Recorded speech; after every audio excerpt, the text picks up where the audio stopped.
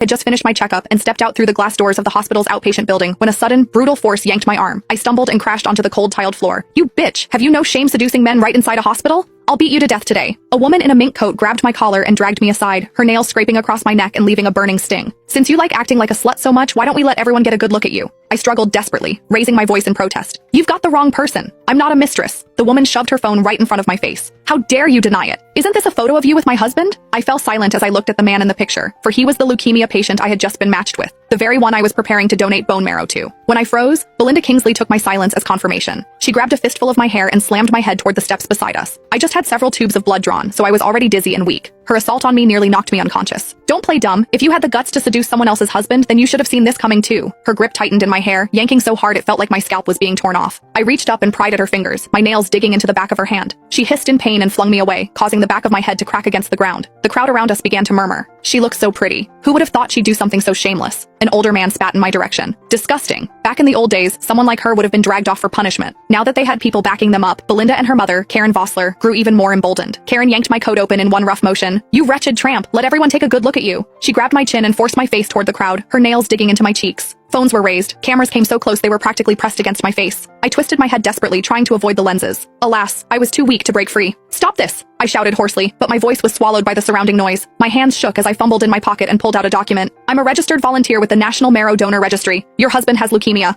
Only he and I are a match. The crowd fell silent almost instantly, stepping back from the clearly about to explode keg. Oh, she's a donor? Then, this really might be a misunderstanding. Belinda glanced at the paper in my hand, her movements turning hesitant. I braced myself against the ground, about to stand up and explain everything properly. Unfortunately, Karen suddenly snatched the document away. She crumpled it into a ball in a few quick motions and threw it straight at my face. Belinda, you're not actually believing her, are you? George has always been perfectly healthy. How could he possibly have leukemia? You're his wife. You live with him every day. Wouldn't you have noticed? The hesitation on Belinda's face vanished instantly, replaced by fresh anger. She raised her hand and slapped me hard across the face. I almost fell for your nonsense. My husband is perfectly fine. How dare you make up something like that to curse him? I endured the burning pain on my cheek and growled through clenched teeth. Are you stupid? Call your husband and ask him if you don't believe me. We'll see who's lying then. Belinda let out a sneer. Fine, I'll call. Like my husband would ever lie to me. She pulled her phone out of the designer bag hanging from her arm. After a few beeps, a woman's voice answered from the other end. Hello? Mr. Coleman is in a meeting right now. May I be of assistance? Belinda's expression darkened instantly. She snapped into the phone. Who gave you permission to touch my husband's phone? I'm not dead yet. So, who do you think you are? Trying to take my place. A trace of unease crept into Belinda's voice as she continued. By the way, let me ask you something.